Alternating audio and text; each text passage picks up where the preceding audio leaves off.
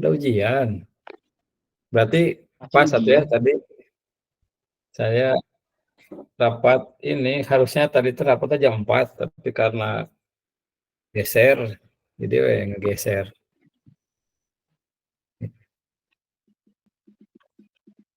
Masih musim di ujian.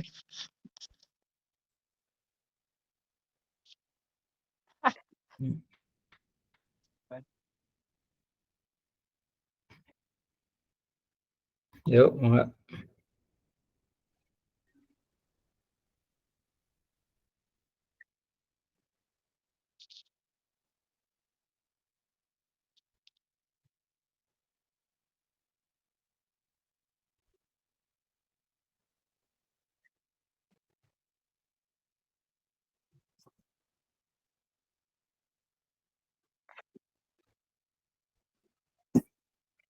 Mantap.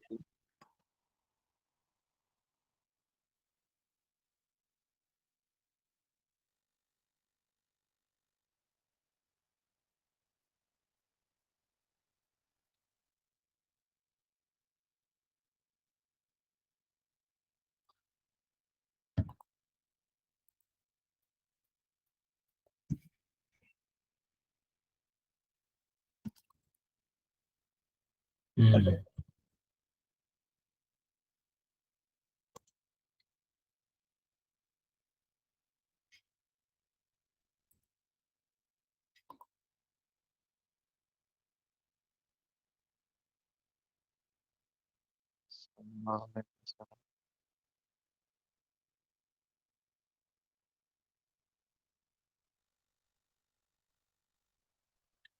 Baik, terima kasih. Bismillahirrahmanirrahim.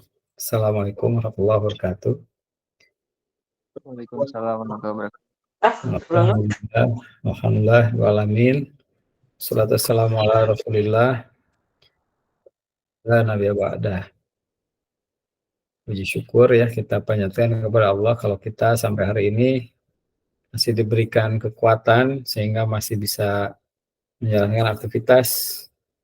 Mudah-mudahan aktivitas ini dihitung ya sebagai aktivitas perjuangan di jalan Allah gitu ya. Karena dalam rangka kita penguatan agama ya. Misi kita ingin membangun penguatan masjid sebagai pusat pemberdayaan dan ini adalah salah satu langkah-langkahnya, yaitu bagaimana kita membangun wawasan pengetahuan untuk kita implementasi di masjid. Dan tadi saya siang itu rapat dengan 25 masjid ya di Kota Bandung. Nah, tadi sudah saya sounding juga kalau nanti kita akan saya tawarkan ya untuk membangun konsep masjid pusat peradaban dan mereka sangat merespon positif gitu ya, bahkan ada yang ingin ini segera dijadwalkan. Terus sebelumnya juga saya ketemu dengan pendamping dari Dinas KUKM Provinsi Jawa Barat yang sekarang sedang mengelola 120 UMKM di Kota Bandung, sedang pendampingan. Nah, dan itu juga sangat bersemangat ya untuk terlibat dalam pemberdayaan masjid. Dan kuliahnya di UMB itu EXAR. Cuman udah senior itu mah. Nah, sekarang jadi pendamping di provinsi, pendamping UMKM di provinsi. Nah, jadi sangat nyambung ya bertemu. Tadi juga saya ketemu dengan Sekretariat Daerah Kota Bandung ya di bagian Kesra sama Kementerian Agama kasih zakat wakaf. Nah, tadi juga kita bicarakan konsep pemberdayaan masjid dan itu sangat direspon juga positif. Jadi udah sangat banyak pihak ya yang mensupport ini. Nah, di antara, agenda kita bagaimana membangun masjid sebagai peradaban, itu di antaranya adalah membangun, gerakan ekonomi.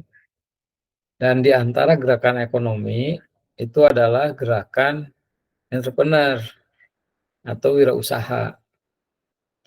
Nah, lalu apa hubungannya wirausaha, entrepreneurship dengan,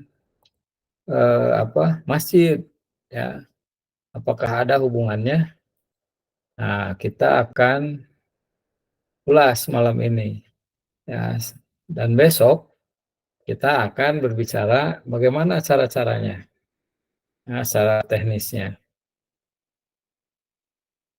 Nah, tadi ya dapat informasi cenah besok patungan ya,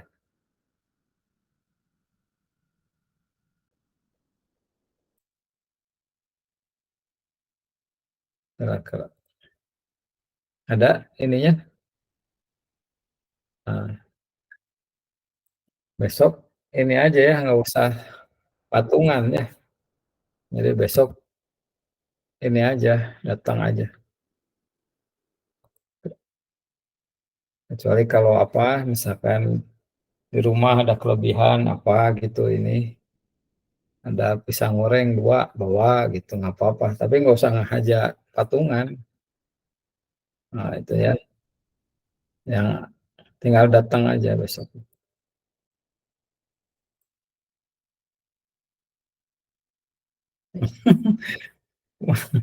Oh, beras. Tuh beras malah kemarin. Nah, kemarin juga saya tuh ketemu dengan, ini pengusaha grosir sembako, mau ngasih sampel ke saya teh 5 kilo beras teh. Oh, jadi ada rezeki mah ya buat yang mau belajar mah, gitu. Insyaallah lah. Nah, ya tapi nggak apa-apa kalau mau ini, tapi yang ada ya jangan ini, nggak usah beli. Baik ya. Nah, kita akan masuk nih di antaranya entrepreneur teh bagian dari gerakan ekonomi. Nah, lalu kita kupas, ada nggak hubungannya nih entrepreneur dengan masjid? Sementara kemarin masjid kita pahami sebagai pusat dakwah spiritual. Nah, spiritual itu bahan-bahannya adalah Quran, ya, agama, agamanya agama Islam, yang panduannya adalah Quran. Nah, ini akan kita lihat dari mulai surat Al-Kahfi ya, bahwa ternyata, eee, kunci kedudukan manusia itu adalah mengerjakan amal soleh, ya. Karena kedudukan yang istimewa itu kan ketika berjumpa dengan Tuhan. Nah, kalau bisa berjumpa dengan Tuhan berarti kan orang-orang istimewa.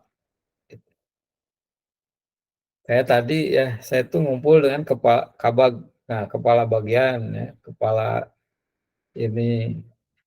Orang kan kalau mau ketemu itu harus dijadwal gitu ya, bikin ini, surat dulu permohonan.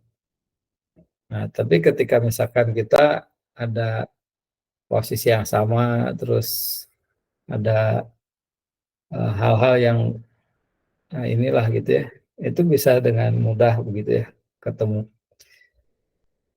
Nah, tingkat pertemuan yang paling tinggi kan dengan Tuhan, gitu. Ketika selama ini kita, eee, diciptakan kemudian hidup di bumi, kemudian kita disuruh menjalankan misi. Misinya itu yaitu di dalam Quran, semua dikasih tahu misi kita A, B, C, D gitu ya, dan kita melaksanakannya.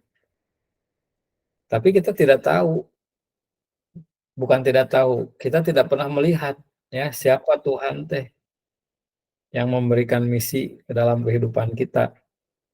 Dan itu, eee, Tuhan itu sudah memberikan informasi bahwa nanti bisa bertemu ya ketika nanti di, alam yang akan datang begitu ya.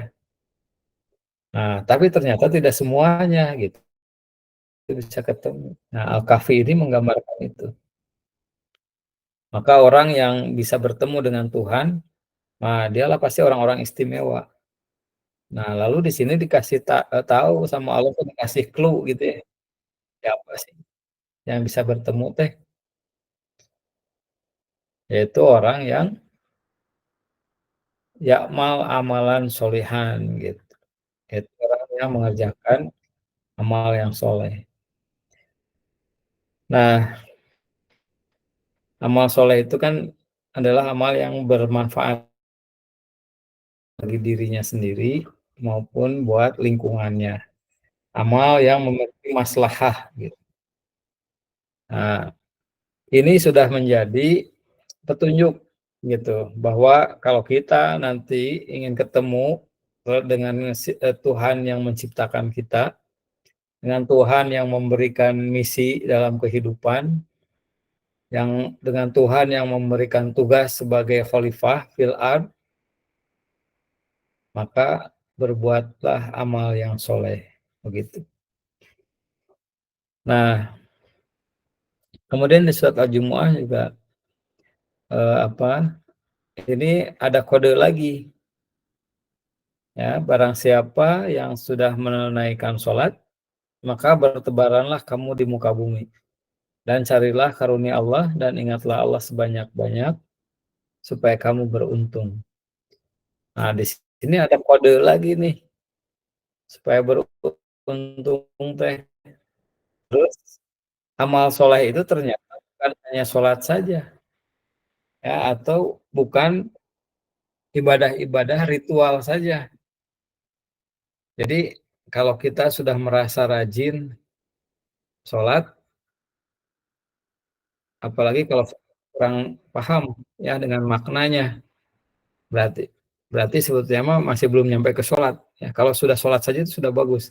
Artinya sholat itu sudah membangun hubungan komunikasi ya dengan Tuhan, membangun konektivitas ya antara makhluk dengan Tuhan.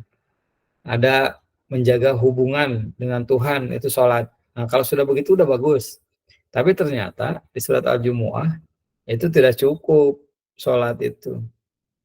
Nah, amalan soleh ini ternyata tidak cukup hanya sholat saja. Tapi apa? Harus fantasiru fil ard dan carilah karunia Allah fadlillah. Ya, maka kita harus berbuat sesuatu lagi begitu untuk menemukan keridhaan Allah ya. Jadi belum tentu nih sholat terus-terusan itu sudah dijamin akan ketemu dengan Tuhan. Apalagi di surat Al-Maun ya disebutkan, fawailul lil musallin. Nah, belum tentu selamat ya orang-orang yang sholat itu. Nah, maka tidak cukup sholat saja amal soleh itu, tapi harus ada aktivitas yang lain. Nah, kemudian ada lagi di dalam surat An-Nisa nih. Ini petunjuk-petunjuk lagi. Hai orang yang beriman, janganlah kamu saling memakan harta sesamamu dengan jalan yang batil, kecuali dengan perdagangan yang berlaku dengan suka sama suka di antaramu, dan janganlah kamu membunuh dirimu, sesungguhnya Allah Maha Penyayang kepadamu. Di sini ada petunjuk lagi. Ternyata beramal soleh itu tidak cukup hanya dengan sholat. Ya. Dan sholat artinya ini harus berkarya, ada kegiatan muamalah yang lainnya. Nah, di antara muamalah yang lain adalah ternyata ini kegiatan ekonomi. Gitu.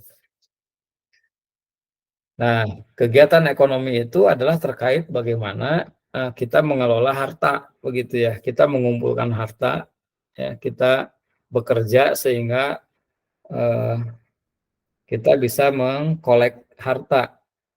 Kenapa kita harus mengkolek harta? Karena harta di dalamnya adalah menjadi bagian yang diperlukan di dalam aktivitas kehidupan di dunia ini, dalam bermuamalah. Contohnya adalah uang. Ya, kita kan harus ternyata uang memang bukan segalanya, tapi segalanya pakai uang. Nah, jadi artinya harus ada aktivitas ya yang bersentuhan dengan harta ini. Nah, di sini di surat An-Nisa ini Allah memberikan petunjuk cara-caranya bagaimana ketika kita akan berhubungan dengan harta gitu. Bagaimana ketika kita harus mengelola harta ya. Di sini apa katanya?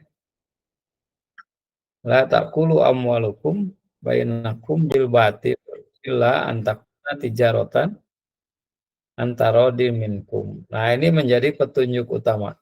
Jadi ketika kita akan berhubungan dengan harta, maka kita tidak boleh dengan cara-cara yang batil, kecuali dengan cara-cara transaksi. Ya, artinya harus dengan cara-cara yang saling menguntungkan. Harus ada pertukaran nilai ya yang saling menguntungkan. Nah, ini sudah diberikan petunjuknya. Oh, berarti dalam mengelola harta itu kita harus berbisnis. Nah, ini mulai ya bahwa ternyata bisnis itu menjadi bagian petunjuk dalam Quran ya. Ketika kita tidak cukup beribadah, beramal soleh itu hanya dengan sholat. Ketika disuruh fantasiru fil ard ya, wabtagu min fadlillah. Nah, di antaranya adalah ini dengan pengolahan harta. Tapi mengolah harta itu ini ya tidak boleh dengan cara yang batil. Nah, sehingga kegiatan pengolahan harta yang tanpa batil ini mungkin akan menciptakan kesukaran, mungkin ya akan menciptakan tantangan. Nah, di ayat selanjutnya ini ada kode lagi. Dan janganlah kamu, bukan di ayat selanjutnya, apa di kalimat selanjutnya di ayat ini, dan janganlah kamu membunuh dirimu. Sungguh Allah Maha Penyayang kepadamu. Jadi ini pasti ada sesuatu nih dalam pengolahan harta teh. Karena tidak boleh dengan cara yang batil, ya, maka ini pasti akan menghadapi tantangan-tantangan. Kan zaman sekarang mah cenah, orang jujur mah pasti ditindas. Nah, jadi kalau mau bisnis, mau berpolitik, ya untuk menguasai dunia, itu harus banyak cara yang digunakan. Cenah lamun henteu, nanti kita akan diperdaya cenah. Nah, inilah ternyata dalam mengelola bisnis, ekonomi, itu akan banyak tantangan. Nah, di ayat ini teh tapi Allah mengingatkan ya, wala taqtulu anfusakum. Innallaha kana bikum rahiman. Nah, jadi tidak boleh menyerah kita teh. Tidak boleh menyerah dalam arti itu ketika kita sedang berkegiatan ekonomi karena harus dengan cara yang baik tapi ternyata malah sulit, tidak boleh putus asa. Ya, tidak boleh sampai kita membunuh diri teh karena saking terkuat gitunya, udahlah gitu ya. Nah, jangan sampai begitu. Nah, di sini Allah juga memberikan kode. Sesungguhnya Allah Maha Penyayang kepadamu. Jadi mungkin ada sesuatu yang belum kita pahami ya ketika kita mendapatkan tantangan, terus ketika kita terus berusaha, kita berjuang, itu pasti Allah akan mendampingi ya karena Allah Maha Penyayang. Jadi pasti bakal bantuan gitunya. Nah, ini saya kira dari 3 ayat ini juga ini sudah ada arah ya bahwa manusia kalau ingin punya tempat istimewa nanti di akhirat, maka dia harus beramal soleh. Dan amal soleh itu tapi ternyata tidak cukup sholat saja, tapi harus melakukan kegiatan-kegiatan lain di muka bumi ini, ya, sehingga pada kegiatan-kegiatan yang diridhoi oleh Allah. Dan diantaranya adalah kegiatan ekonomi, ya, termasuk di dalamnya adalah pengolahan harta. Jelas nggak sampai sini? Jelas ya. Oh, ada yang mau ditanyakan boleh langsung ya. Nah, sekarang kita lihat, eee eee, sekarang kalau tadi Quran sebagai petunjuk, nah ini ada hadisnya sebagai penjelasannya. Ya, ketika Quran itu diturunkan kepada Nabi Muhammad, maka Nabi Muhammad adalah orang yang satu-satunya punya kewenangan ya untuk bisa memberikan penjelasan seperti apa maksud Quran tadi teh gitu. Nah, di sini Nabi Muhammad dalam hadis riwayat As-Sakir ini menyebutkan apa katanya?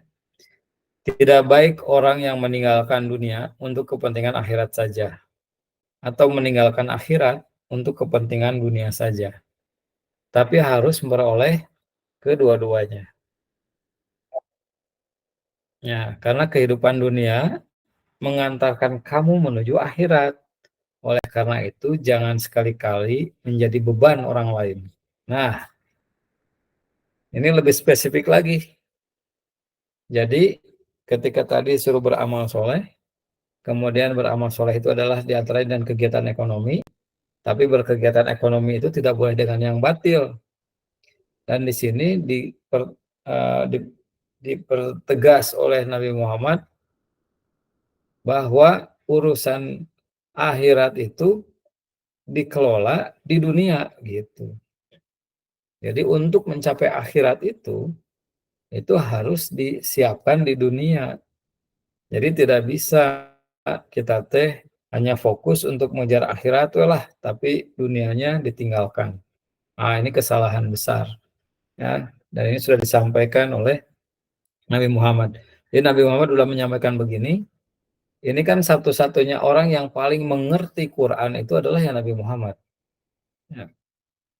Dialah orang yang punya lisensi ya untuk memberikan makna sebenarnya Quran. Nah, ini sudah disampaikan oleh Nabi Muhammad bahwa tidak boleh kita itu hidup uh, hanya mikirkan dunia hungkul saja, lupa akhirat. Akhirat tapi lupa dunia. Tapi harus dua-duanya. Kenapa? Karena untuk mengejar akhirat teh itu teh di dunia gitu. Ya, jadi kegiatan di dunia ini sebetulnya mah kita sedang mengurus akhirat kita begitu. Nah, jadi uh, kegiatan di dunia ini menjadi bagian penting ya untuk mencapai kebahagiaan di akhirat tadi. Nah, lalu di hadis yang lain Nabi menjelaskan lagi apa? Memberikan lagi ini penekanan ya. Innallaha yuhibbul mu'min mukhrif ya. Sesungguhnya Allah menyukai orang mukmin yang berkarya. Nah, gitu. Di hadis sebelumnya di sini disebutkan apa? Janganlah sekali-kali menjadi beban orang lain. Gitu. Jadi harus berkarya di sini nih ada poinnya. Ya, bahwa manusia itu harus ingat ke akhirat ya. Karena yang harus jadi cita-cita itu adalah hidup di akhirat. Nah, tapi caranya itu disiapkan di dunia. Nah, bagaimana di dunia teh? Ternyata kita tidak boleh jadi beban orang lain. Maka kita teh harus punya karya. Ya, ini apa arahnya ya. Gitu. Nah, di sini mulai spesifik lagi Nabi Muhammad itu menyampaikan bahwa pedagang yang senantiasa jujur bagi amanah akan bersama para nabi. Orang yang selalu jujur dan orang yang mati syahid. Di sini ternyata Nabi menjelaskan bahwa pedagang itu, pedagang yang jujur akan barengan kata jeung para nabi dengan orang yang jujur dan orang yang mati syahid. Nah, Berarti jihad mati syahid ternyata levelnya pedagang itu sama dengan orang yang berjihad, orang yang mati ketika berjihad di jalan Allah. Jadi pedagang ini adalah bagian dari mujahid, gitu ya. Selama dia berjualan dengan jujur dan amanah. Gitu. Kemudian kita lihat di hadis yang lain. Di sini juga Nabi itu menjelaskan lagi ternyata. Sesungguhnya para pedagang akan dibangkitkan pada hari kiamat sebagai para penjahat, kecuali pedagang yang bertakwa kepada Allah, berbuat baik dan jujur. Ternyata posisi pedagang ini tidak ada posisi tengah-tengah. Ya.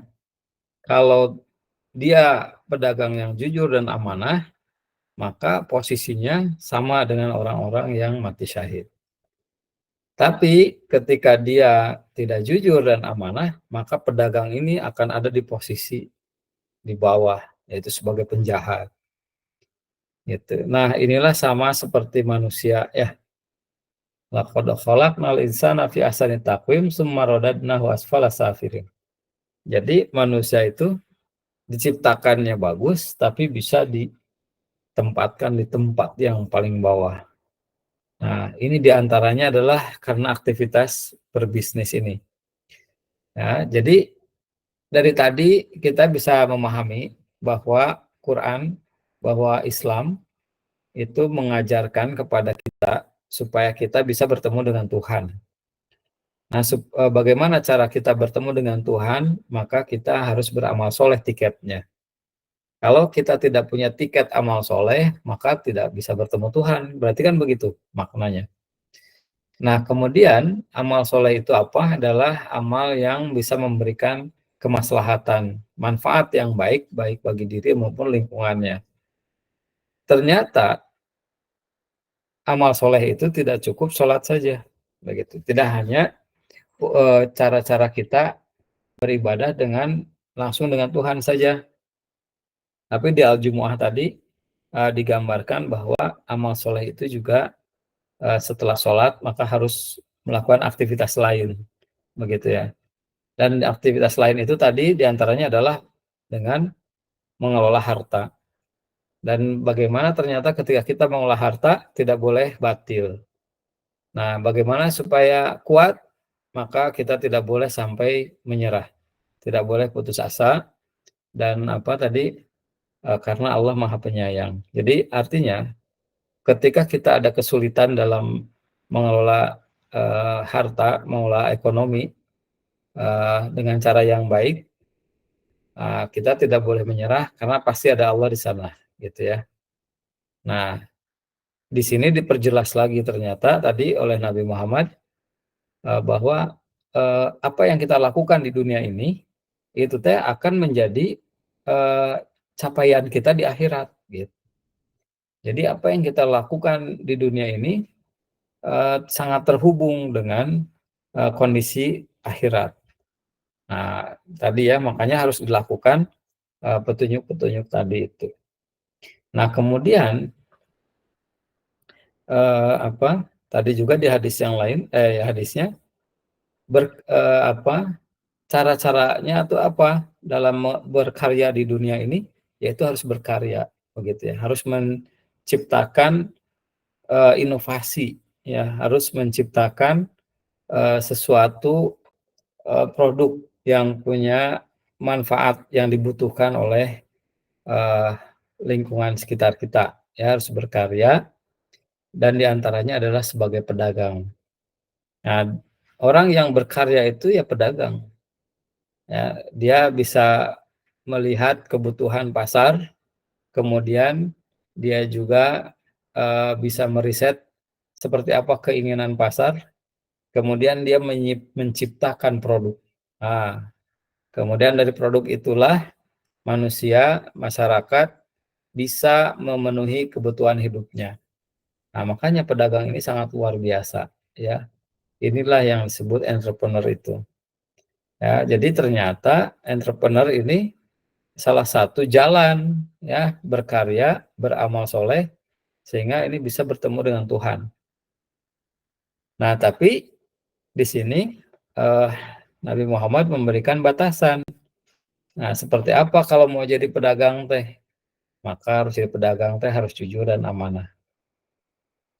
Kalau kita jadi pedagang yang jujur dan amanah, posisinya ternyata dekat dengan Nabi ya, dan juga kita sama dengan orang-orang yang mati syahid.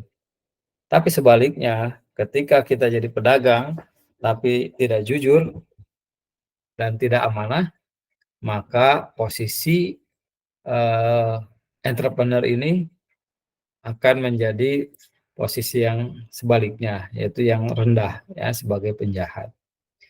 Padahal dia berdagang sehari-hari teh merasa tidak jadi penjahat nih. Tapi pas datang di akhirat nanti ternyata dia punya stempel sebagai penjahat. Karena gara-gara berdagang, gara-gara jadi entrepreneur tapi tidak jujur dan tidak amanah. Nah, di hadis yang lain Nabi Muhammad menjelaskan lagi, sesungguhnya sebaik-baik penghasilan ialah penghasilan para pedagang, yang mana apabila berbicara tidak bohong, apabila diberi amanah tidak hianat, apabila berjanji tidak mengingkari, apabila membeli tidak mencela, apabila menjual tidak berlebihan, apabila berhutang tidak menunda-nunda pelunasan, dan apabila nagih hutang tidak memperberat orang yang sedang kesulitan. Nah, ini lebih detail lagi. Nah, bagaimana lebih teknisnya lagi ya? Pedagang jujur teh gimana? Pedagang amanah teh gitu. Nah, di sini oleh Nabi diperjelas lagi. Dan di sini pun ada petunjuk lagi. Sesungguhnya sebaik-baik penghasilan ialah penghasilan para pedagang. Nah, ini kalau sebaik-baiknya pakai sesungguhnya, berarti ya inilah yang terbaik ya kalau kita akan mengelola harta tadi. Berarti ya penghasilan yang terbaik itu ya sebagai pedagang ini. Dan bahkan kita juga pernah mendengar ya bahwa pintu rezeki itu 99%-nya adalah dari perdagangan. Ya. Nah, maka di sini posisi entrepreneur itu sangat luar biasa ya. Tapi ada catatannya kan gitu ya. Adalah entrepreneur yang memiliki etika bisnis begitu. Entrepreneur yang menjaga nilai-nilai kemanusiaan. Ya, kenapa? Ini karena tadi ya, karena entrepreneur ini adalah orang yang berkarya, orang yang menciptakan sesuatu, kemudian produk itu bermanfaat buat orang lain. Ini kan luar biasa ya. Jadi orang bisa hidup, orang bisa menjalankan kehidupannya karena ada entrepreneur ini. Ya, ada orang-orang yang mencipta produk-produk ya, ada yang berkarya begitu, tapi dia menciptakannya atas dasar kesolehan tadi ya, tidak bohong, amanah ya, tidak mencela. Wah, sok bagus, ini etika bisnis ya. Nah, maka kalau orang yang entrepreneur melakukan sikap-sikap yang begini akhlaknya, maka dia tuh sebetulnya ya sudah menjadi khalifah itu ya, karena khalifah itu adalah orang yang melayaninya ya, yang memfasilitasi, orang yang mengarahkan, yang memimpin ya untuk menjalankan misi-misi ketuhanan. Maka pedagang yang baik, entrepreneur yang baik, nah dia itu sebenarnya sudah jadi manajer ya, berarti sudah jadi wakil Tuhan di muka bumi. Nah, jadi para wali itu tidak harus orang yang hafal Quran hungkul ya, tapi pedagang yang baik, benar, berkarya, kemudian dia menyajikan karyanya dengan baik, ya, menawarkan, memberikan sarana sehingga orang lain bisa menjalankan hidupnya. Nah, itu kan sudah jadi wali juga ya, sudah menjadi khalifah karena dia memfasilitasi ya, punya karya. Ya, ini sudah sejalan dengan ayat-ayat dan hadis yang tadi kita bahas. Sampai sini bisa dipahami nggak ini? Iya, Pak. Jelas ya? Ini pembahasan kita agak ini soalnya ya, bisa salah paham nih ya. Jelas tapi ya, paham ya maksudnya ya. Iya, Jelas.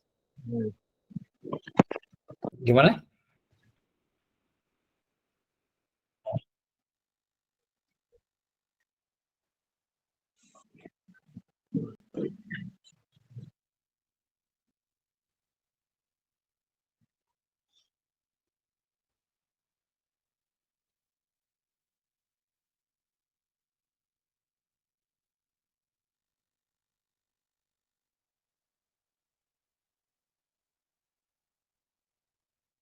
Ya, jadi menjalankan agama itu adalah dengan cara kita berkarya buat orang lain, gitu ya. Menjadi orang yang berguna buat orang lain. Nah, itulah amal soleh, gitu. Gitu ya, ini poinnya tuh di sana. Nah, kemudian kita lihat surat Al-Hasr. Hai orang yang beriman, bertakwalah kepada Allah dan hendaklah seseorang melihat apa yang dipersiapkannya untuk esok hari, dan bertakwalah kepada Allah, sesungguhnya Allah Maha mengetahui segala sesuatu. Nah, jadi setelah kita tahu ya ternyata jadi manusia teh harus berkarya nih. Di antaranya berkarya itu adalah tadi mengelola perdagangan ya, mengolah harta atau kegiatan ekonomi ya. Kita harus mengurus ekonomi. Ya. Nah, tapi dengan beretika ya, mengelola ekonomi dengan menjadi seorang entrepreneur, tapi memiliki etika ya atau akhlakul karimah ya kalau dalam istilah kita ya. Nah, secara ininya maka kita harus jadi seorang entrepreneur yang memiliki etika yang tinggi gitu ya, etika yang istimewa. Nah, setelah kita punya uh, pemahaman tadi, lalu bagaimana cara menjadi entrepreneur? Di Al-Hasr ini Allah sampaikan ya, hai orang beriman, hendaklah seseorang itu melihat apa yang dipersiapkannya untuk esok hari. Maka tidak cukup kita niat siap jadi seorang entrepreneur, tapi kita juga harus menyiapkan manajemennya. Ya, di ayat ini selain punya etika yang baik, ya menjadi entrepreneur itu, kita juga diarahkan, dikasih petunjuk, diberikan pengarahan supaya kita tuh mengelola dengan baik. Ya, kita menerapkan manajemen. Kita harus punya manajerial yang baik. Udah gitu diadministrasikan dengan baik. Hendaklah seseorang melihat apa yang dipersiapkannya untuk esok hari. Ini adalah perintah untuk membuat perencanaan. Ya, maka fungsi pertama manajemen itu adalah planning. Ya, ini dari Al-Hasr. Dan bertakwalah kepada Allah. Ya, setelah direncanakan, maka laksanakan dengan hati-hati. Nah, makanya ada controlling gitu. Ya, setelah direncanakan, laksanakan dengan hati-hati. Ya, maka ada controlling. Ya, jadi tidak cukup kita untuk tahu ingin bertemu dengan Tuhan, itu kita harus berkarya, dan untuk itu kita harus jadi entrepreneur, dan seorang entrepreneur tidak cukup punya etika saja, tapi juga harus punya keterampilan manajerial. Ya, bisa merencanakan, bisa mengorganisasikan, bisa apalagi implementasikan dan bisa mengendalikan, ya harus dikontrol. Itulah takwa namanya. Ya, jadi perintah manajemen itu adalah perintah Quran. Ya, harus menggunakan manajemen. Tidak saukur ngerti jadi entrepreneur. Ayo pokoknya mah jadi entrepreneur, tapi tidak melaksanakan manajerial. Nah, jadi penting sekali jadi entrepreneur, punya etika yang baik, terus kemudian punya skill manajemennya. Ya, ini al-hasr. Jadi entrepreneur itu harus punya etika bisnis, juga harus menerapkan manajemen. Nah, lalu ketika kita melakukan itu semua, apa kira-kira yang akan Allah berikan ya ketika kita berkarya? Kita lihat surat Saba 39. Sungguh Tuhanku melapangkan rezeki dan membatasinya bagi siapa yang Dia kehendaki di antara hamba-hambanya. Dan apa saja yang kamu infakkan, Allah akan menggantinya dan Dialah pemberi rezeki yang terbaik. Nah, di sini ada petunjuk lagi. Ternyata ketika kita melakukan entrepreneurship ya dengan etika yang baik, kemudian juga kita menerapkan manajemen yang baik, tujuannya adalah pengumpulan rezeki ya. Nah, ketika kita melakukan hal yang tadi, maka ada rezeki kita yang kita keluarkan. Ini disebut rezeki itu naon?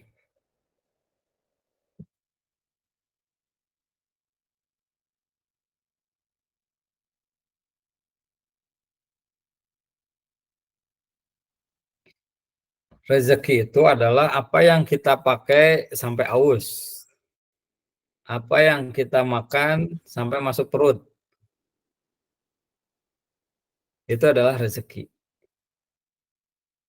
Dan yang ketiga adalah apa yang kita sedekahkan. Karena sedekah itu ternyata simpanan. Itu rezeki. Ya.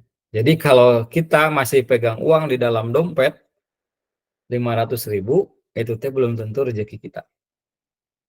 Tapi rezeki kita itu adalah uang yang sudah kita belikan nasi, terus kita makan. Nah, itu rezeki. Paham ya? Nah, kegiatan entrepreneur ini adalah kegiatan untuk pemenuhan rezeki. Kita bekerja nyari uang kan buat makan. Makan buat sel dalam tubuh sehingga fungsi tubuh bisa berfungsi. Nah, sehingga ketika tubuh berfungsi, maka dia bisa beraktivitas sesuai fungsinya. Nah, itu kan maksudnya nyari rezeki teh. Jadi bukan nyari uang sebetulnya, tapi nyari untuk supaya apa yang kita miliki atas titipan Allah itu bisa berfungsi sebagaimana mestinya. Sehingga rezeki yang kita terima ini itu bisa digunakan di jalan Allah gitu untuk melakukan hal-hal tadi ya, untuk beramal soleh tadi. Nah, ini harus kita pahami rezeki itu ya. Jadi mulai sampai kerja siang malam no penting nabung uang terus numpuk kan dipikirkan teh. Kerja siang malam tidur yang penting di rekening nambah terus. Wah, itu kesalahan fatal ya dalam pemahaman rezeki. Karena rezeki itu kata Nabi itu ya, apa yang kita makan sampai masuk ke dalam perut. Terus apa yang kita gunakan pakaian misalkan sampai aus, sampai rusak. Nah, itu rezeki ya. Dan yang ketiga adalah apa yang kita sedekahkan. Itu. Jadi kalau masih tadi punya uang ya di rekening sampai banyak, maka belum tentu itu rezeki kita ya. Karena itu uang masih ada di bank. Ya, yang memanfaatkan adalah orang bank. Ya, terus kemudian bunganya dipinjamkan ke orang lain, nah, maka orang lain tuh yang merasakannya. Ya, jangan dikira kita punya uang tabungan uang di bank banyak itu sudah menjadi rezeki kita ya. Padahal itu rezeki orang lain, ya ada uang di banknya mah nggak ada, ya karena dipinjemin ke orang lain. Nah, orang lain buat berbisnis gitu.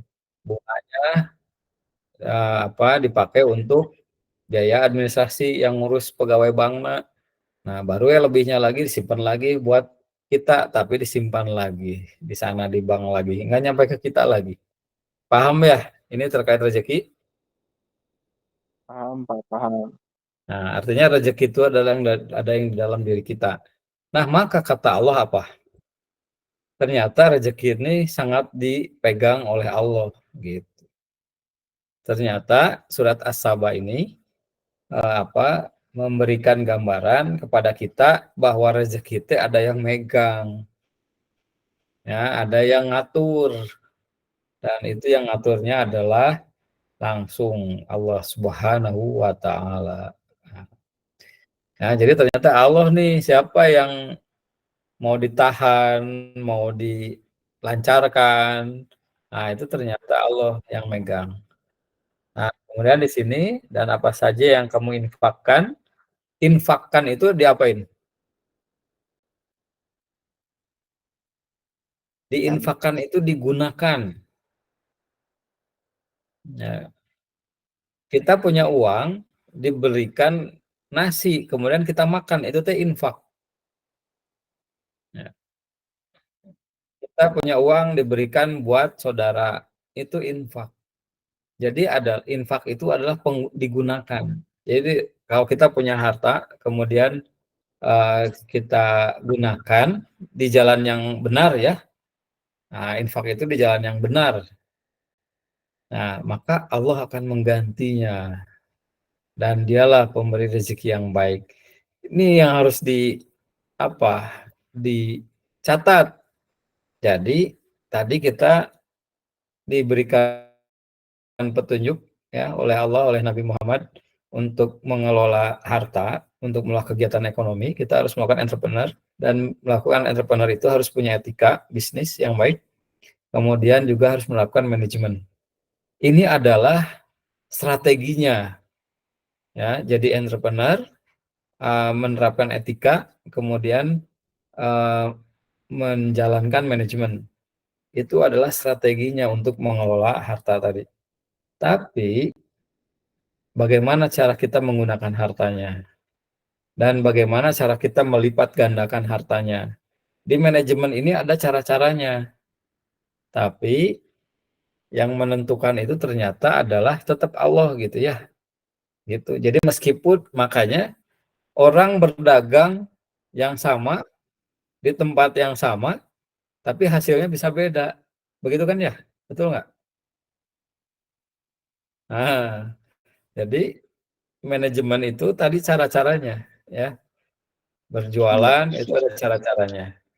Nah, tapi Allah yang menentukan ternyata tetap. Nah, caranya teh apa? Maka harus diinfakkan. Harus infak teh apa? Yaitu tadi digunakan dengan cara yang benar. Maka di sini Allah akan menggantinya. Dan dialah pemberi rezeki yang terbaik. Gitu. Jadi jangan lupa ketika kita menjadi seorang entrepreneur dan kita juga sudah memiliki etika bisnis yang baik, artinya kita sudah menyiapkan pola bisnis dengan hubungan yang baik, dan kita juga menerapkan manajemennya, cara-caranya, maka jangan lupa ini semua teh harus bismillah, harus dengan basmalah, harus bahwa aktivitas ini teh dalam rangka mencari keridhaan Allah. Itulah infak namanya. Jadi apapun yang kita keluarkan, termasuk diantaranya adalah ketika kita bekerjanya, kita menawarkannya, kita memproduksi, kita mengeluarkan energi di dalam diri kita. Ya, kita membuat sepatu, kita mengeluarkan energi itu, kita menginfakkan energi kita di dalam diri kita. Ya, tapi ketika kita membuat sepatu supaya orang lain bisa nyaman berjalan, nah itu tuh amal soleh gitu. Nah, maka ketika orang yang berbuat seperti itu, maka akan diganti rezekinya sama Allah deh. Makanya ketika kita mengeluarkan energi bikin sepatu, orang yang dapat sepatu dititipkan ke Allah tah, eh, alat untuk memperoleh rezeki ke kitanya. Dikasih we kita teh uang. Atau ketika kita ngasih sepatu ditukar ku makanan misalkan. Nah, itu ya, maka Allah akan menggantinya. Dan ternyata Allah yang memberikan rezeki yang terbaik ya. Nah, kemudian di surat Al-Baqarah 267 261-nya apa? Perumpamaan apa? Perumpamaan orang yang berinfak. Masalul ladzina yunfikuna amwalahu fisabilillah kama sabali masali habatin ambatat sab asanabila fi kulli. fikuli sumbulatin miatu habbah. Jadi ternyata orang yang menginfakkan hartanya, kemudian ketika orang itu sudah berhasil entrepreneur, mempunyai karya, terus ternyata dari sana punya penghasilan, ya berkumpul banyak rezekinya, bahkan menjadi pengumpulan harta. Ya, jadi harta itu tadi ada rezeki yang tersimpan ditabung gitu, itu adalah harta. Jadi karena kita berkarya, maka kita jadi punya rezeki gitu ya. Apakah rezeki yang sudah kita gunakan atau rezeki yang masih kita tabung gitu ya, masih kita simpan. Nah, itulah harta. Nah, ketika harta-harta ini kita gunakan di jalan Allah, maka Allah apa katanya? Akan melipat gandakannya. Dan gambarannya seperti apa melipat gandakannya? Ternyata di dalam ayat ini digambarkan bisa berlipat sampai 700 kali lipat. Begitu ya? Jadi seperti orang yang menanamkan satu biji, kemudian satu biji itu tumbuh 7 tangkai, setiap tangkainya ada 100 biji. Berarti kan ada 700. 700. Berarti ada pelipat gandaan sebanyak 700 kali lipat. Dulu saya pernah belajar jalan lain. Ternyata katanya ya, angka 7 di dalam Quran itu belum tentu menunjukkan jumlah 7, tapi menunjukkan angka yang sangat banyak. Gitu. Jadi 7 itu perumpamaan untuk sesuatu yang banyak. Gitu. Jadi 700 ini belum tentu 700 kali lipat. Jadi kalau kita menginfakkan harta 1.000 rupiah, berarti jadi 700. Itu ternyata belum tentu begitu. Oh, di sini nggak saya simpan ya. Jadi kata Nabi, karena di hadis yang lain dijelaskan, orang yang bersedekah itu seperti orang yang punya sepasang kuda itu ya. Kemudian beranak pinak, berkembang biak sampai menutup bukit. Jadi tak hingga ya. Orang yang bersedekah itu artinya dia menginfakkan hartanya di jalan Allah ya, maka dia akan dilipat gandakan. Nah, justru jadi disinilah kunci pelipat gandaan rezeki itu. Jadi kita harus jadi entrepreneur, yaitu jadi orang yang berkarya, punya etika, dan berbisnis dengan manajemen. Nah, tapi apa yang kita lakukan itu untuk bermanfaat buat orang lain gitu ya, berinfak ini di jalan Allah itu maksudnya ya. Maka Allah akan melipat gandakan. Nah, disinilah fungsinya ternyata kalau ingin menambah harta. Jadi bukan menabung ya. Jadi salah ajaran menabung itu untuk jadi kaya. Jadi kaya itu justru adalah menggunakan hartanya di jalan Allah. Itulah ya kunci menjadi kaya, yaitu menginfakkan itu. Paham ini? Paham, Pak. Paham. Nah, soalnya ini jarang ini pemahaman ini ya. Isi salah paham nih ya. Nah, kemudian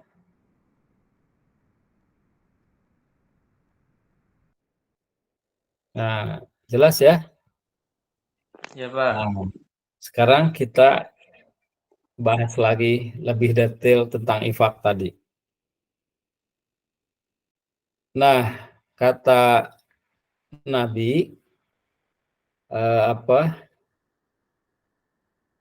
menyampaikan, turunkanlah atau datangkanlah rezekimu dari Allah itu dengan mengeluarkan sedekah.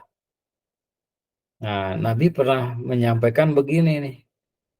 Terus juga di hadis yang lain menyampaikan setiap anggota badan manusia diwajibkan bersedekah setiap harinya selama matahari masih terbit. Kamu mendamaikan antara dua orang yang berselisih adalah sedekah. Kamu menolong seseorang naik ke atas kendaraannya atau mengangkat barang bawaannya ke atas kendaraannya adalah sedekah. Setiap langkah kakimu menuju tempat sholat juga dihitung sedekah. Dan menyingkirkan duri dari jalan adalah sedekah. Kemudian di hadis lain Nabi menjelaskan lagi, wahai anak Adam, berinfaklah, niscaya aku berinfak kepadamu. Ini hadis qudsi ya. Jadi Allah yang berfirman yang disampaikan oleh Nabi Muhammad, bahwa kata Allah, wahai anak Adam, berinfaklah, niscaya aku berinfak kepadamu. Nah, jadi Allah teh sudah menitipkan rezeki kepada kita, nah gunakan gitu maksudnya ya, gunakan di jalan yang benar, maka nanti ku Allah akan diganti lagi gitu apa yang kita keluarkan teh. Kemudian di hadis lain Nabi Muhammad menjelaskan, hendaklah tiap muslim itu bersedekah dan bertanya para sahabat, hai Nabi Allah, jika tidak ada yang disedekahkan bagaimana? Kata Rasul, bekerja dengan tangannya, memanfaatkan dirinya, dan bersedekah. Jadi kalau kita tidak ada yang disedekahkan, kumaha, bekerja dulu gitu ya. Bekerja itu tadi kembali lagi adalah berkarya. Ya, kita punya gagasan, punya ide, inovasi, punya rancangan, punya gagasan, bikin produknya kita buat, nah itu berkarya, kemudian kita jual. Ya, maksudnya kita tawarkan ke orang untuk menggunakannya, kemudian ditukar ya dengan harta yang lain. Nah, itulah sedekah. Bukan sedekah, itu berkarya. Nanti dari satu, maka kita dapat harta. Nah, hartanya kita gunakan buat bersedekah. Terus sahabat masih bertanya, jika tidak dapat, jika masih nggak bisa kumaha, nggak bisa bekerja nih, kata Nabi apa? Kamu menolong orang yang berkebutuhan yang sedang payah.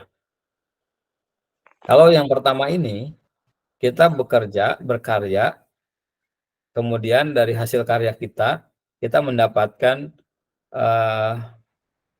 kompensasi ya, apakah dapat uang atau dapat hal lainnya ya. Kalau yang di kedua, ini kita berkarya, menciptakan solusi buat orang lain. Tapi karena yang ditolongnya orang berkepayahan, orang kesusahan, ya tidak bisa memberikan apa kompensasi. Berarti kan di sini mah memberi tapi tidak menerima. Nah, gitu. Tapi itu sudah dihitung sebagai sedekah. Paham kan nih sampai sini? Iya Pak, paham Pak. Nah, sekarang yang ketiga. Kalau masih belum bisa, bagaimana kata sahabatnya teh? Kata Rasul apa? Hendaklah beramal kebajikan, menahan diri dari perbuatan yang buruk, dan itu sudah menjadi sedekah. Jadi, ketika kita tadi disuruh berkarya, maka kita jadi entrepreneur, dan entrepreneur yang baik, penuh etika, kemudian kita menjalankan entrepreneurship dengan manajemen yang baik,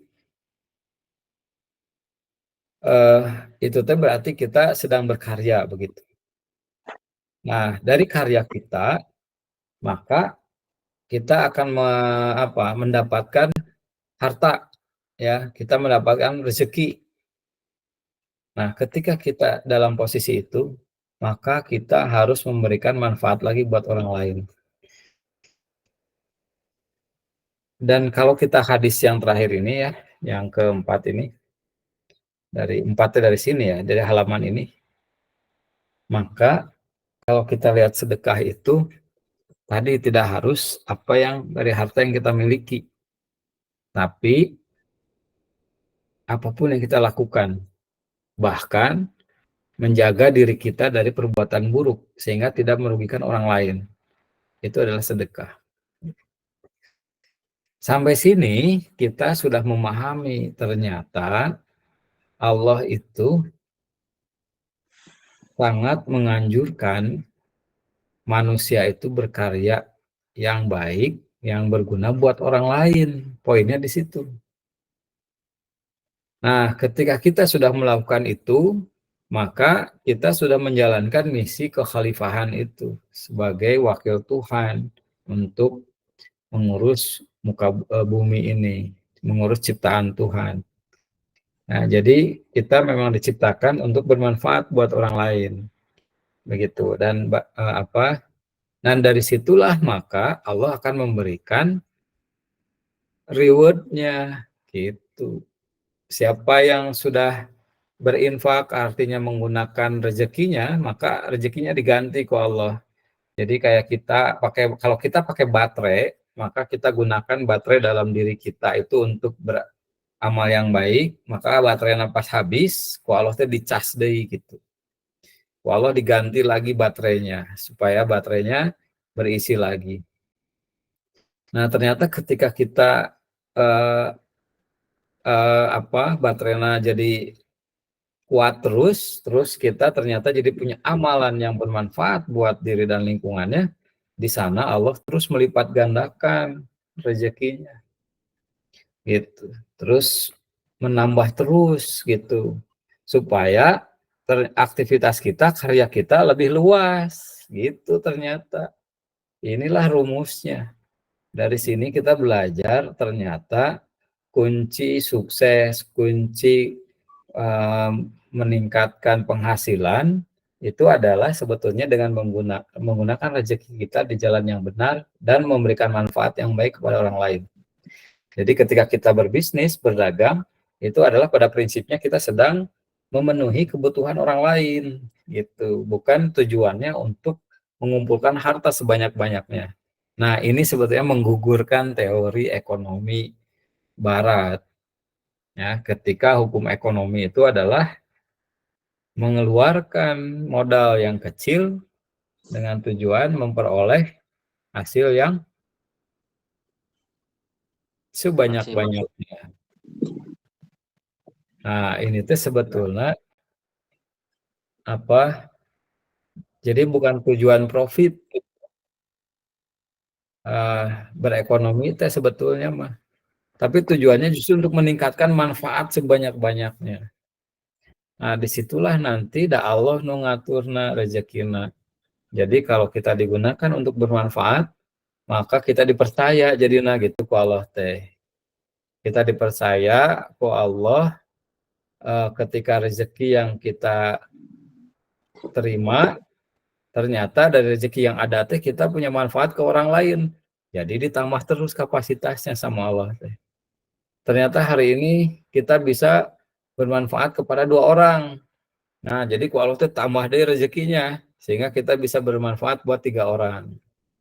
Ketika kita melakukan itu, ku Allah teh ternyata ditambah lagi sehingga kita bisa melakukan manfaat untuk 5 orang dan seterusnya. Nah, ternyata inilah entrepreneur itu.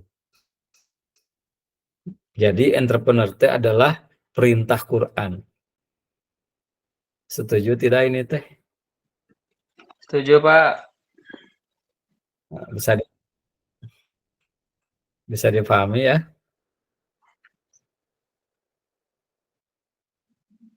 Nah, baru maka inilah nanti yang akan kita terapkan termasuk di masjid ya.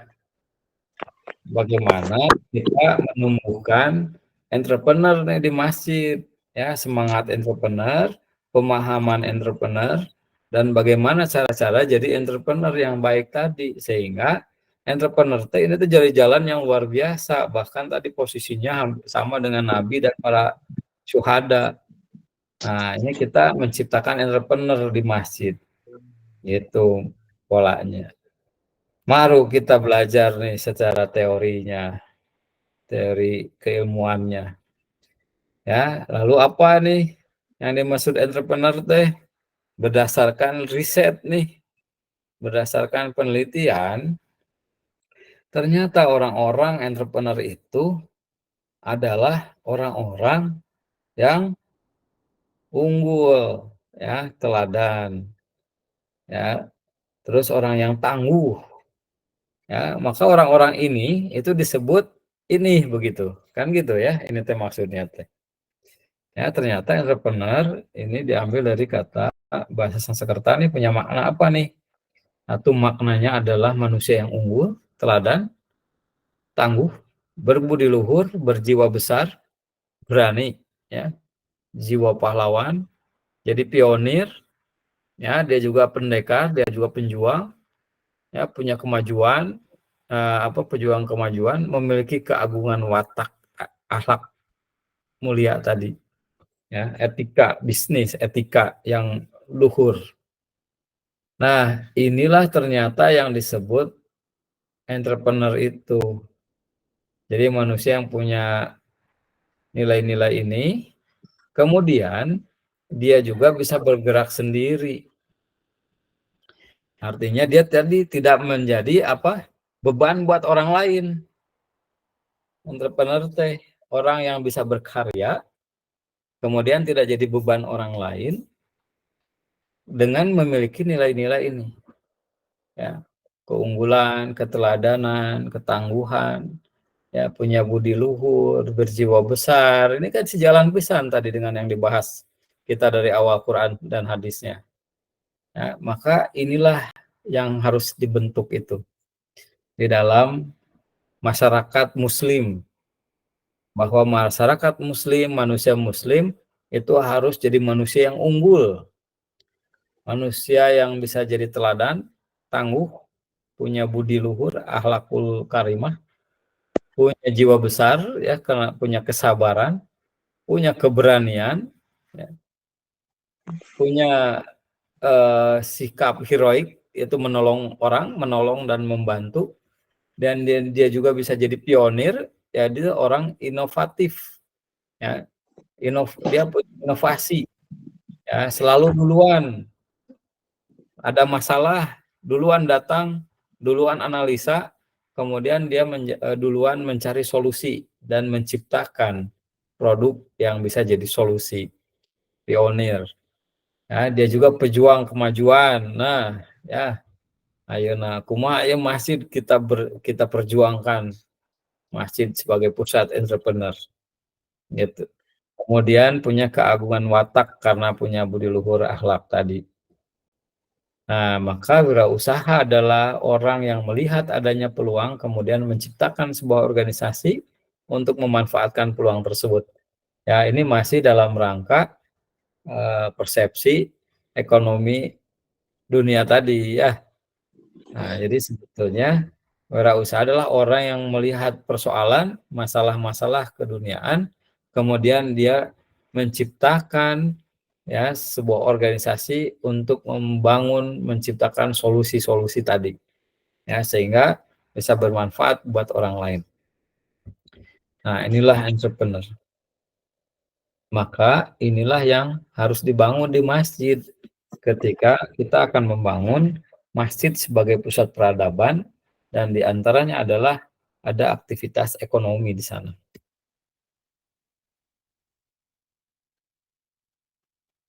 Ada pertanyaan sampai sini jelas nggak? Ya, jelas, Pak. Jelas, Nah, Pak. Sangat jelas. dan impian adalah salah satu yang harus dimiliki oleh seorang entrepreneur. Nah, lalu bagaimana cara jadi entrepreneur teh? Satu, harus punya impian. Ya, untuk menjadi seorang entrepreneur, bahan bakunya yang pertama adalah impian. Ya, impian itu apa? Adalah ambisi untuk menjadi penggerak untuk maju. Ya, kalau kita punya impian tadi ingin bertemu Tuhan, nah itu adalah impian. Maka kita akan mengejar cara-caranya. Kata Tuhannya sendiri, kalau kamu ingin bertemu dengan Tuhan, maka kamu harus beramal soleh. Nah, maka orang itu yang kalau punya impian bertemu Tuhan, dia akan senantiasa menjalankan hidupnya untuk beramal soleh. Jadi impian ini akan menjadi energi, ya. Impian ini menjadi mesin, ya, menjadi sumber penggerak, ya, menjadi sumber motivasi, ya, supaya rezeki yang kita miliki ini, ya, energi fisik, energi pikiran, ya, pemahaman, akal, energi sumber daya lainnya, ini tuh bisa bergerak menuju impian tadi. Ya, itu jadi penting sekali impian ini untuk ditanamkan. Nah, jadi nanti bagaimana sih kita menciptakan entrepreneurship di masjid? Nah, siapa yang akan kita bentuk di masjid teh jadi entrepreneur? Misalkan marbot masjid dan ustadz guru ngaji. Nah, bagaimana pertama-tama kita untuk membentuk entrepreneur teh membangun impian di para marbot masjid dan guru ngaji tadi. Gitu.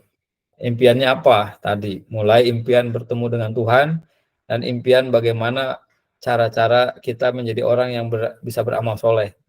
Berarti diantaranya adalah dengan jadi entrepreneur supaya bisa kita mengumpulkan harta yang banyak, sehingga dengan harta yang banyak kita bisa melakukan sedekah, bisa beramal soleh, bisa membantu dan bermanfaat buat orang lain. Nah, karya-karya itulah yang akan mengantarkan pertemuan dan Tuhan. Nah, itu misalkan contoh adalah membangun impian. Ya, jadi dimulai dengan membangun impian untuk membangun entrepreneur itu. Ya, karena impian ini akan jadi energi. Ini para peneliti nih ya menyebutkan ternyata kata pencipta puisi berarti seorang penyair nih ya. Orang penyair itu kan biasanya dia punya kepekaan jiwa yang sangat tinggi ya, seniman deh. Sehingga dari kepekaannya itu dia memikirkan sesuatu dan menjadi ide-ide dan gagasan begitu ya. Apa katanya? Nothing is difficult to those who have the will. Ternyata tidak ada sesuatu pun yang sulit itu selama masih ada kemauan. Nah, jadi yang bagus itu apa? Karena impian teh.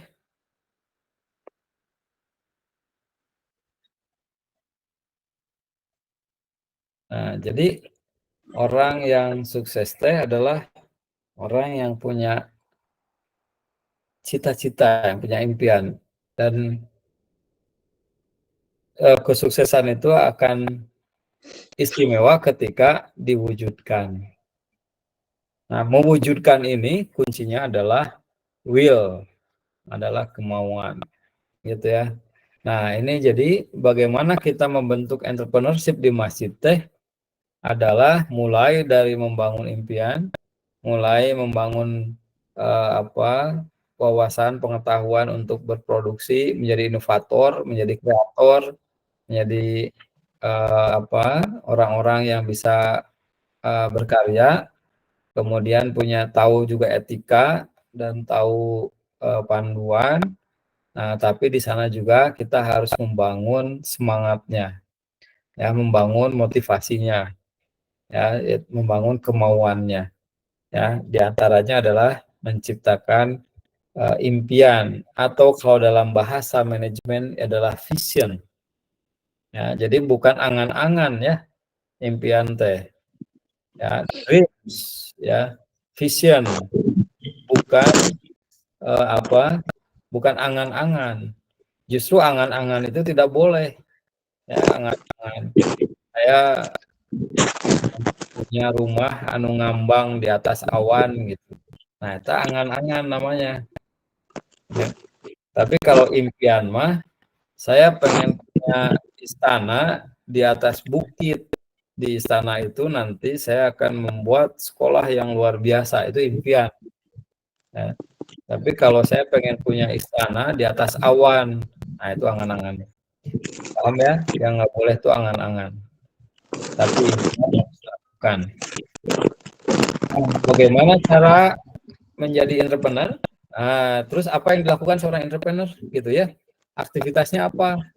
Yang pertama adalah membangun ide bisnisnya, yaitu menciptakan apa ide gagasannya untuk impiannya. Kemudian buatkan alasan yang kuat untuk mewujudkannya. Lalu mulai. Kemudian riset, ya, bagaimana caranya, langkah-langkahnya, terus kira-kira yang menjadi halangan apa, yang menjadi ancaman apa, yang menjadi peluangnya apa. Kemudian buatlah sebuah tahapan, ya, tahapan mulai tahapan yang besar sampai tahapan yang kecil, yang disebut dengan rencana strategi. Dan juga gunakan faktor-faktor pengungkitnya. Gunakan, kalau kita belum punya uang, gunakan uang orang lain. Gitu. Kalau kita tidak berpengalaman dalam melakukan itu, gunakan pengalaman orang lain. Gitu ya, kita kalau yang menggunakan uang orang lain, ketika kita tidak punya uang, kita ajakkan orang lain berinvestasi. Gitu. Kita ajak orang lain bekerja sama, ya, mudorobah, ya, musyarakah dan sebagainya. Nah, kemudian kalau tidak punya pengalaman dalam kegiatan itu, kita gunakan orang lain, kita ajak orang yang punya pengalaman di bidangnya, ya, supaya pengalaman ini penting untuk mengetahui peta lapangan, ya. Pengalaman ini penting untuk memahami situasi dan kondisi, sehingga strategi yang kita buat itu akan efektif, ya, kalau memahami di lapangan. Ya, contoh kalau kita masuk hutan, kalau kita belum pernah masuk hutan, kita sama sekali tidak tahu mana tinggal ular, mana tempat monyet nangkring, mana tempat buaya berjemur. Itu kita tidak tahu. Tapi kalau kita sudah pernah masuk ke hutan, bahkan sering bolak-balik, kita sudah tahu. Bahkan kita tahu jam berapa babi hutan lewat. Ya, kita tahu kapan si ular turun keluar dari sarangnya. Itu experience itu. Nah, itu untuk mengetahui situasi dan kondisi. Jadi sangat penting pengalaman. Kemudian juga kalau kita nggak punya ide, kita bisa gunakan ide orang lain. Gitu. Ini yang biasa disebut ATM. Amati, tiru, dan apa ATM? Modifikasi dan modifikasi, Pak. Nah, Modifikasi. ini ya, kalau kamu punya ide, nah coba ide orang lain kita kembangkan. Nah, terus kalau kita nggak punya waktu nih, nah, gunakan orang yang punya waktu. Ya. Terus kalau kita tidak bisa ngerjainnya, nah, bisa gunakan dengan orang lain yang bekerja.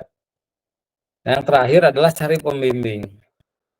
Nah, ini adalah 7 langkah-langkah bagaimana kita akan menciptakan entrepreneur itu di masjid. Oke, terus harus membuat tim. Karena kata Allah gimana? Wal asri innal insana lafi khusrin illal ladzina amanu wa amilus solihat wa tawassaw bil haqq wa tawassaw bis. Kalau kamu sudah tahu caranya, sok atuh buatkan rencana. Itu teh beriman. Ya, riset iman teh ya, cari pengetahuan iman itu. Sampai kita yakin dengan bisnis yang mau kita miliki teh. Ya, jadi supaya tidak sukses, surat Al-Asr kuncinya. Pertama, amanu, ya, amanu teh tadi riset, ya, sampai kita yakin. Nah, amanu teh. Terus amal soleh. Illal ladzina amanu wa amilus solihat. Kemudian rencana yang sudah disusun kerjakan dengan baik, diaktualisasikan. Nah, tidak cukup sampai sana ternyata. Yang ketiga adalah tawassaw bil haq wa tawassaw bis sob. Nah, dalam menjalankan misi rencana mengaktualisasikan teh selalu ada hambatan, tantangan, godaan. Maka kadang berjalan lancar, kadang kesulitan. Nah, ini akan menaikkan semangat, kadang menurunkan juga semangat. Ya, bahkan kata Nabi sudah diingatkan, sesungguhnya iman seseorang itu kadang apa? Naik dan turun. Nah, jadi keyakinan seseorang, semangat orang itu kadang bisa naik, bisa turun. Nah, supaya tidak begitu gimana? Tawasobil haq wa tawasobis Tawasobis sob. harus saling mengingatkan. Maka bekerja harus tim. Gitu, harus punya tim. Jadi tanpa tim itu nggak bisa tawasobil haq wa tawasobis sob ya kalau kerja sendiri. Nah, maka perlu tim entrepreneur itu. Ya, kemudian mengoptimalkan jaringan. Ya, tanpa sudah punya tim nggak punya jaringan, kurang kekuatannya. Ya. Terus bangun lagi, kalau sudah punya jaringan, bangun jaringan, buka lagi jaringan terus. Terus gunakan alat bantu ya, teknologi dan lain-lainnya. Kemudian dibuat sistem. Nah, dalam berbisnis tadi ya, manajemen. Surat Al-Hasr tadi. Ya, buat sistem. Jadi harus ada sistemnya. Jadi nanti kita akan menciptakan semangat entrepreneur di masjid, marbot masjid dan guru ngaji kita akan ciptakan sebagai entrepreneur, ya, entrepreneur yang punya pengetahuan, punya etika, punya kemampuan manajemen, nah sehingga akan membuat sistem nanti bagaimana berbisnis, gitu ya. Jadi bisnis harus pakai sistem. Oke, sampai sini bisa dipahami? Bisa Pak, bisa. Siap. Bisa. Nah, saya kira ini kajian kita malam ini terkait bagaimana kita akan membangun masjid sebagai pusat peradaban. Di antaranya adalah dengan kegiatan ekonomi, dan kegiatan ekonomi itu diantaranya adalah kegiatan entrepreneur. Ya, maka kita harus bisa menanamkan nilai-nilai entrepreneur di masjid. Ya, yaitu dengan konkretnya menciptakan marbot masjid minimal ya, dan guru-guru ngaji misalkan yang ada di sana itu jadi entrepreneur. Jadi nanti dia jadi penggerak ekonomi di sana. Yang terbaik adalah pengurus DKM itu jadi entrepreneur semuanya. Ya, kalau pengurus DKM-nya entrepreneur itu masjid pasti maju. Ya, contohnya yang saya sampaikan tadi, yang sering saya sampaikan, masjid yang Nurul Hidayah itu semuanya adalah orang-orang yang berkarya, dan dia berkarya di lembaga-lembaga yang besar ya, seperti orang Telkom, orang pajak dan sebagainya. Itu entrepreneur semua. Ya, orang-orang yang punya keunggulan, orang-orang yang punya karya ya, punya moralitas yang baik. Nah, sehingga ketika mereka berkumpul jadi Masjid Nurul Hidayah yang luar biasa ya, ratusan juta tiap bulan. Nah, inilah salah satu sarana ya untuk membangun masjid. Maka ada yang mau didiskusikan dulu?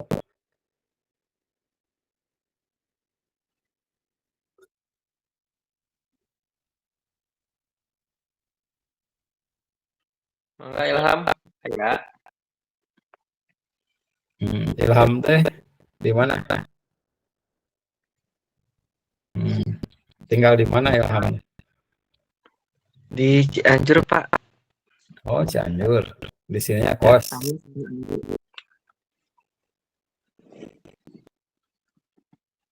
Baik. Pak mau nanya, Pak. Ya, silakan.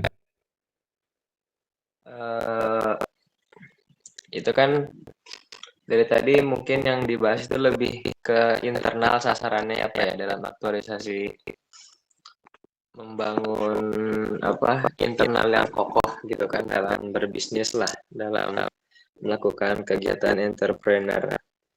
Mungkin yang saya tanyakan terkait kendala eksternal gitu Pak ya. Eh, kan kita bukan saingan Pak ya, mungkin lebih tepat dibilang musuh kita gitu Pak ya. Masalah dalam penguasaan ekonomi itu orang-orang kapitalis yang mungkin notabene mayoritasnya itu meskipun tidak banyak tapi kepemilikannya dikuasai sama orang-orang Yahudi. Nah, yang ingin saya tanyakan Pak, kan seperti yang Bapak bilang tadi tentang orientasi ekonomi orang-orang kapitalis yang fokusnya menuju pada profit gitu kan. Segala cara bisa mereka lakukan tanpa ada batasan moral. Segala upaya juga bakal mereka lakukan dengan tujuan satu yang mereka udah punya satu tujuan bareng. Mereka juga udah komit di tujuan itu. Sedangkan kan kita umat Islam ini punya banyak batasan dalam melakukan hal-hal gitu kan. Mereka kan seakan tuh kayak apa aja diterobos lah gitu kan. Mau cara kotor, cara yang tidak bermoral dan segala macam karena kayak gak ada batasan moral gitu. Tapi kan kita kalau mungkin melakukan refleksi ke zaman dahulu, Abdurrahman bin Auf saja yang hanya dalam jangka waktu beberapa bulan membuat pasar saingan, itu bisa meruntuhkan ekonomi pasar yang dibangun orang Yahudi gitu kan Pak ya. Ya. Tapi kalau sekarang tuh kira-kira gimana gitu Pak? Dengan segala macam perubahan transformasi zaman, iya tadi kan mungkin saya bilang mereka ini punya segalanya, punya semuanya dan segala cara bisa mereka lakukan. Kita tadi dengan apa yang kita punya batasan-batasan itu, tapi kan kita juga tetap yakin emang Allah tuh pasti bakal memberikan pertolongan lewat tentara-tentaranya lah. Ya. Nah tapi secara perencanaan untuk mengcounter atau menghadapi kendala tersebut, kira-kira tanggapan Bapak gimana Pak? Ya. Pertama yang tadi kita bahas itu selama belum masuk ke gerakan ekonomi ya, tapi baru menyiapkan sosok pelaku ekonomi. Jadi entrepreneur itu yang tadi kita bahas adalah sosok pelaku ekonomi. Itu jadi entrepreneur itu lebih kepada karakter ya, nanti karakter ke orang individu. Nah maka orang yang punya karakter entrepreneur inilah nanti orang-orang yang bisa menggerakkan ekonomi gitu. Nah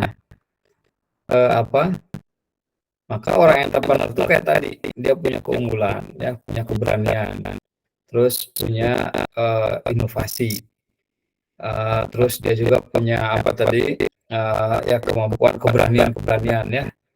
Nah ini modal ini itu bisa dilakukan oleh semua orang dan itu sudah jadi sunatullah gitu, sudah jadi takdir bahwa Allah menciptakan manusia itu bisa melakukan itu gitu. Nah sehingga orang yang punya bekal itu bisa melakukan itu untuk tujuan yang baik maupun tujuan yang benar tidak baik. Sampai sini paham? Iya Pak. Nah, jadi seorang entrepreneur ini tuh bisa jadi pelaku ekonomi. Nah, hanya nanti berekonominya dengan baik atau tidak itu sama-sama bisa dilakukan oleh entrepreneur begitu.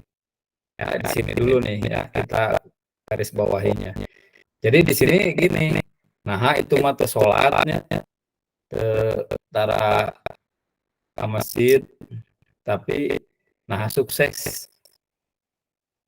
Nah, jadi tidak ada hubungannya dengan itu.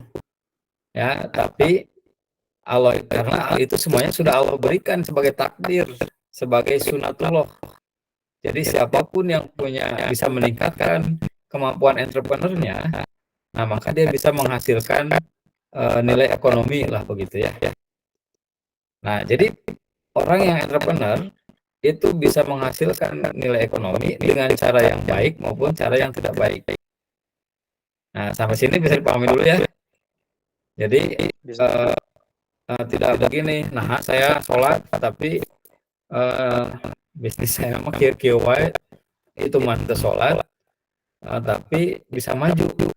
Nah, itu ini bisa jadi karena nilai entrepreneurnya yang yang lebih tinggi ya, semangat juangnya, inovasinya, ya, daya tahannya dan sebagainya. Nah, lalu sekarang pertanyaannya, contoh nih, hari narkoba bagus nggak? Saya nanya. Narkoba bagus nggak? Obat-obatan bagus tapi sedikit. Nah, jadi bagus. Bagus. Oke. Kalau narkoba digunakan dengan dosis yang berlebihan, bagus tidak? Tidak. Kalau alkohol bagus tidak?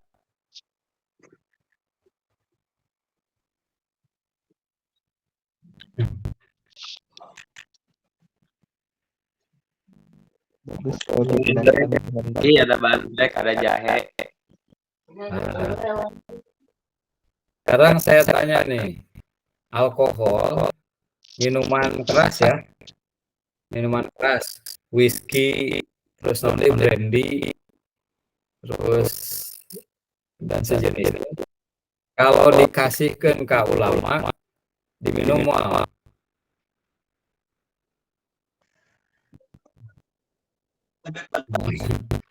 Jadi ulamanya yang beneran, yang bertakwa, diterima nggak? Nggak apa-apa. Nggak bakal. Mual. Ya, maksudnya disuruh diminum nggak? Enggak kan? Nggak. Tapi kalau minuman alkohol tadi diberikan ke tukang mabok, anu sok di jalan diminum mal, diterima mal. Diut, Pak. Ya, dengan senang hati ya diterima. Nah, bentuk bisnis, pola bisnis itu ada tadi ya, ada pasarnya. Nah, ada kenapa bisa masuk tadi anu kapitalis, karena memang itu ada di lingkungan orang-orang yang cinta dunia begitu. Ya, orang yang cinta dunia itu kuat ininya apa? Kapitalismenya. Tapi kalau bagi anu juhud ya, anu masyarakat yang zuhud itu kapitalis tidak akan laku. Tapi pada prinsipnya setiap nilai sistem itu akan ada punya nilai kebahagiaan, kemanfaatan buat orang. Nah, sistem kapitalis itu pasti ada kerugiannya. Sama seperti tadi alkohol ya, lama diminum sedikit mah cenah ngahaneutan. Tapi kalau banyak teuing itu pasti merusak ya. Nah, ekonomi pun begitu. Jadi yang sistem kapitalis sedikit-sedikit mah bagus tuh menghasilkan laba. Tapi ketika terus-terusan itu jadi ego membuat sekat dalam kehidupan masyarakat. Yang kaya tambah kaya, yang miskin semakin miskin. Nah, itu akan menjadi penyakit di dalam justru kegiatan ekonomi itu. Nah, Islam itu dengan hadir ekonomi syariahnya itu memberikan keadilan dengan etika tadi, itu akan memberikan kemaslahatan. Persoalannya ini akan ada di lingkungan mana. Sebetulnya kenapa sekarang tumbuh berkembang ada perbankan syariah ya. Ekonomi syariah, perbankan syariah di Prancis itu tumbuh berkembang, tumbuh pesat karena di sana orang-orang sudah rasional ya, berpikir kemaslahatan, kemanfaatan.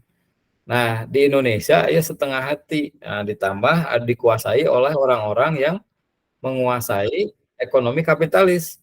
Jadi lamun nanti ini dikembangkan ekonomi syariah ini bisa menghancurkan bisnis-bisnis sistem yang kapitalis. Nah, disinilah bisnis itu tidak hanya berbicara produksi, konsumen, dan distribusi, tapi ada yang disebut politik ekonomi. Ya, ada lingkungan eksternal dan lingkungan internal dalam ekonomi. Nah, ini masih panjang pisan nanti ya pembahasannya. Nah, maka hal yang tadi, makanya ku Allah sudah diingatkan, ya, jangan batil. Nah, tapi kamu juga tidak boleh sampai membunuh dirimu. Nah, ini ku Allah sudah dikasih clue. Karena menjalankan itu teh berat. Karena berhadapan dengan orang-orang yang tadi nafsunya lebih tinggi gitu ya daripada hati. Akhlak karimnya lebih, ada orang yang berakhlak jeleknya lebih tinggi daripada akhlak baiknya. Nah, ini akan berhadapan seperti itu. Makanya Allah sudah ngasih clue tadi, tidak boleh batil teh. Nah, tapi berat juga, makanya jangan sampai bunuh diri gitu ya. Jadi ini yang menjadi pemahaman entrepreneurship Islam, ekonomi Islam. Bahwa tadi yang memberikan rezeki itu siapa? Tetap Allah yang menguasainya. Nah, ini yang tidak dibaca oleh orang-orang kapitalis tadi. Ya, orang-orang yang belum tahu ilmunya sampai ke sini. Jadi maksakeun we asa seperti minum air laut ya. Itu tadi disebut kesenangan dunia. Nah, kan kata Allah juga ada kesenangan dunia, tapi belum tentu jadi kebahagiaan. Nah, tapi ekonomi yang sejalan dengan Quran itu pasti menciptakan kebahagiaan. Kalau ekonomi yang tidak sejalan itu belum tentu menciptakan kebahagiaan. Dia semakin kaya tapi